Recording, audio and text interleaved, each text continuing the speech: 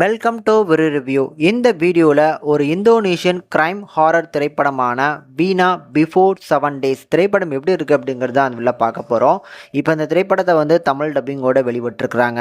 இந்த படத்தோட கதை பார்த்தீங்கன்னா ஒரு உண்மை சம்பவத்தை அடிப்படையாக வச்சு இந்த படத்தோட கதையை எடுத்திருக்கிறாங்களாம். ஸோ 2016 பார்த்தீங்கன்னா இந்தோனேஷியாவில் ஒரு பொண்ணுக்கு நடந்த ஒரு கோர விபத்து. ஸோ விபத்துன்னு சொல்ல முடியாது, பயங்கர ப்ரூட்டலாக ஒரு பைக்கர் கேங் பார்த்திங்கன்னா நம்ம கதாநாயகியான வீணாவை நடு ரோட்டில் அடித்து சித்திரவதை பண்ணி கடைசியாக ரேப் பண்ணி அவளை கொலை பண்ணுறாங்க. ஆனால் அடுத்த நாள் காலில் பார்த்திங்கன்னா அந்த கேஸ் ஒரு ஆக்சிடெண்ட்டில் இறந்து போனாங்க அப்படிங்கிற மாதிரி அந்த கேஸை பார்த்திங்கன்னா போலீஸார் அப்படி மூடி மறைச்சி பார்த்திங்கன்னா அந்த கேஸை க்ளோஸ் பண்ணுறாங்க.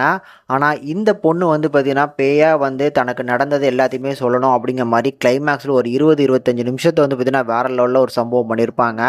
மேலும் பார்த்திங்கன்னா படத்தோட ஸ்டார்டிங்லேருந்தே ஒரு ரிப்போர்ட்டர் ஃபாலோ பண்ணுவாப்பில். இது பார்த்திங்கன்னா கண்டிப்பாக ஆக்சிடென்ட் மாதிரி இல்லை அப்படின்னு சொல்லி அந்த ரிப்போர்ட்டர் தேடி போகக்கூடிய விஷயங்கள் அப்படின்னு சொல்லி ஃபர்ஸ்ட் ஹாஃபில் அந்த 1 மணி நேரம் சூப்பராக நரேட் பண்ணியிருப்பாங்க. இந்தோனேஷியாவிலேருந்து எடுக்கப்பட்ட ஒரு ஹாரர் படம் அப்படின்னாலே அவங்க ஒரு நல்ல ஒரு கலர் டோனில் ஒரு ஹாரர் பார்த்திங்கன்னா ப்ரெசென்ட் பண்ணுவாங்க. அவங்களோட ஹாரர் படங்கள் நிறைய பார்த்துருக்கேன். அதே மாதிரியான ஒரு நல்ல ப்ரெசன்டேஷனில் இந்த படத்தோட ஹாரர் போர்ஷன்ஸுமே நல்லா ஒர்க் ஆச்சு. இந்த படத்தோட பாசிட்டிவ் பாயிண்ட்ஸ் அப்படின்னா கண்டிப்பாக எமோஷ்னலி நம்மக்கிட்ட கனெக்ட் ஆகுதுங்க. ஓப்பனிங் சீன்லேயே அந்த பொண்ணுக்கு நடக்கக்கூடிய அந்த கோரமான ப்ரூட்டலான நடக்கக்கூடிய ஒரு சில விஷயங்களை இவங்க ஸ்டேஜ் பண்ணியிருக்காங்க பார்த்தீங்களா. இப்படி போட்டு ஒரு பொண்ணை எதுக்காக பண்ணணும் அப்படிங்கிற மாதிரியான ஒரு கேள்வியை எழுப்புது. அதுக்கப்புறம் அதுக்கான பதிலை கொடுத்து சூப்பராக பார்த்தீங்கன்னா நரேட் பண்ணியிருக்கிறாங்க. டூரேஷன் வைஸ்மே பார்த்தீங்கன்னா ஒரு 1.5 ஹவர்ஸ்க்குள்ளே தான் வருது. ஒரு சில கதாபாத்திரங்கள் எனக்கு ரொம்ப பிடிச்சிருந்தது. அந்த ரிப்போர்ட்ரு, அதுக்கப்புறம் பார்த்தீங்கன்னா நம்ம ஹீரோயினோட ஃப்ரெண்டுன்னு சொல்லி இந்த மாதிரி சின்ன சின்ன கதாபாத்திரங்களை வச்சு நல்லா ஹேண்டில் பண்ணியிருக்கிறாங்க. இந்த படத்தை பொறுத்தளவுக்கு ஏன் பார்க்கணும் அப்படிங்கிறது அந்த லாஸ்ட்டில் வரக்கூடிய ஒரு 30 நிமிஷம் போர்ஷன் பார்த்தீங்கன்னா கண்டிப்பாக உங்களுக்கு பிடிக்கும்.